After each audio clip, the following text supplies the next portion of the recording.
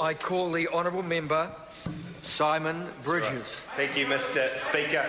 I'm glad to speak on privacy information sharing bill, and I'm even more glad that it's coming to the Justice Select Committee, where, look, as Ruth Dyson has encouraged us to, we will take a very good look at it. We will hear from the people who know a lot about this. And I've spoken in this House now actually a number of times on privacy, and I wouldn't take this too far, but in some ways a relatively new value, certainly when compared with freedom of expression and information, which have been talked about and written about for now literally centuries.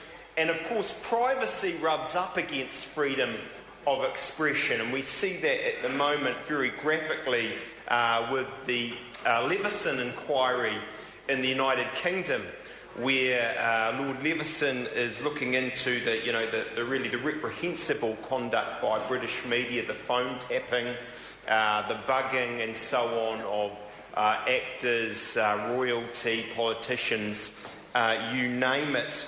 And there's different views, I think, about where legitimately we should fall as society on privacy as opposed to freedom of information and expression. My view, whilst I'd always basically tend towards freedom of expression, I think that we shouldn't be absolutist about this.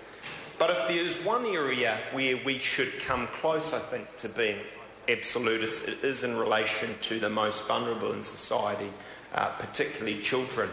And I agree with the comments from this side of the House about the maiden speeches given today from the New Zealand First members. It was very good to be here, to hear them, to get a flavour of the individuals, and to hear my fellow Tauranga MP, Brendan Horan, who talked about...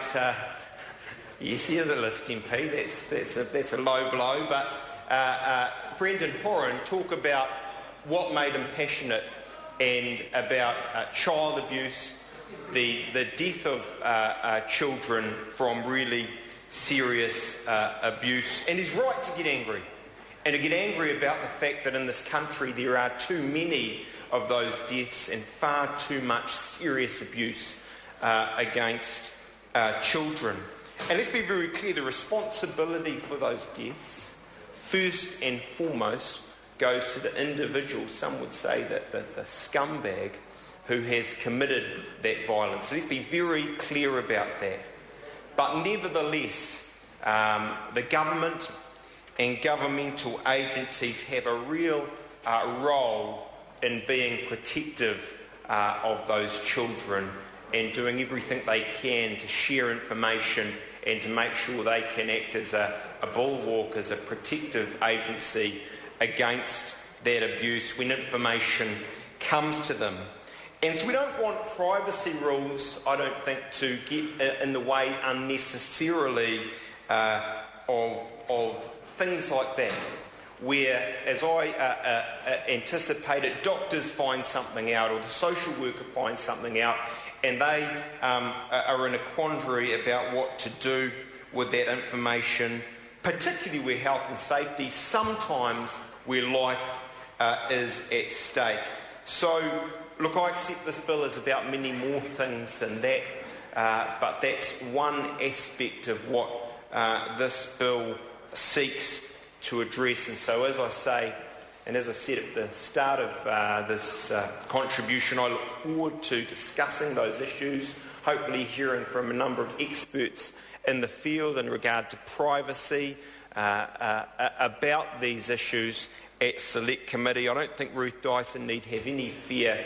Under Tim McIndoe as the new chair, we've got someone who's very thoughtful, who really will want to grapple with these issues, and we will do that to the best of our ability. Just before I call the next member, can I advise the next two speakers that they have 5 minutes each and they will get a bell with 1 minute to go. I acknowledge and call the Honourable Member Chris Hipkins. Thank you very much, Mr. Speaker. Mr. Speaker, privacy seems